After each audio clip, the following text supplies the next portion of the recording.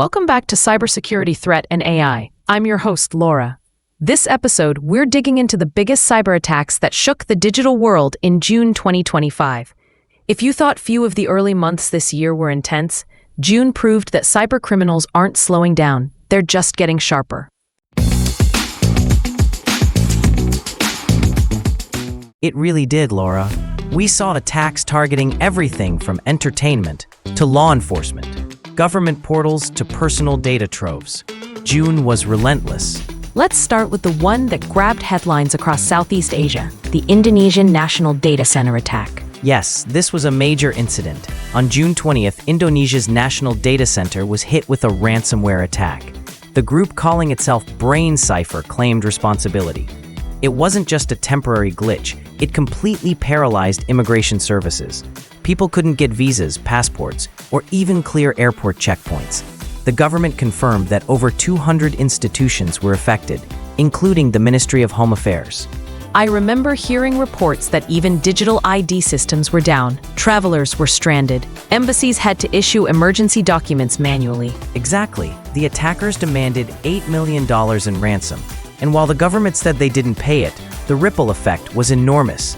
Officials later admitted the backup systems had not been properly tested. It was a wake-up call for public infrastructure. Now let's talk about the attack that came from within, literally. The Microsoft engineer data leak. This wasn't ransomware, but it exposed something equally dangerous. Right. In early June, a Microsoft engineer accidentally exposed internal corporate credentials and private keys on a public GitHub repository. Among the leaked information were 30,000 internal Microsoft Teams messages and security tokens that could have given attackers deep access into internal tools. And we're not talking about hackers breaking through some complex system. This was human error. That's the scariest part. A single engineer accidentally uploading sensitive files led to an exposure that put Microsoft's internal systems at risk. The files were publicly accessible for several days. That highlights something we keep coming back to. Employee security hygiene matters as much as firewalls. Absolutely. Your people can be your strongest asset or your biggest vulnerability. Another one that felt like deja vu. Ticketmaster again? Yes, another blow for Ticketmaster.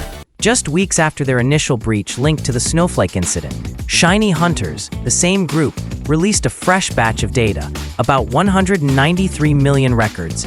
It included user emails, purchase histories, and some payment metadata. And if that wasn't enough, the same group also posted sensitive information from Santander Bank, right? Correct. The threat group doubled down. Both breaches were tied to misconfigured or insecure Snowflake customer environments, companies that didn't enable multi-factor authentication or failed to rotate credentials. We're seeing a pattern here. Cloud platforms aren't failing. The way people use them is. Exactly. The weakest link isn't the infrastructure, it's the users. One breach that didn't get enough coverage but could have long-term implications was the Qantas incident. Yes, this one was a bit unusual. A former contractor allegedly gained access to internal systems using an old valid login and ended up leaking over 180 documents from Qantas's internal portal. These included employee schedules, internal comms, even some security operations materials. I saw screenshots online. It wasn't just harmless documents. There were ID scans and internal maps too. Right, and what's worse, it was a human problem again. Poor offboarding practices allowed this individual to retain access to systems long after their contract ended. So we've covered ransomware, insider threats, cloud misconfigurations, and basic credential mismanagement, all in 1 month. It's a brutal reminder that cyber risk isn't one-dimensional. It comes from inside and out, and it's evolving faster than most teams can keep up with.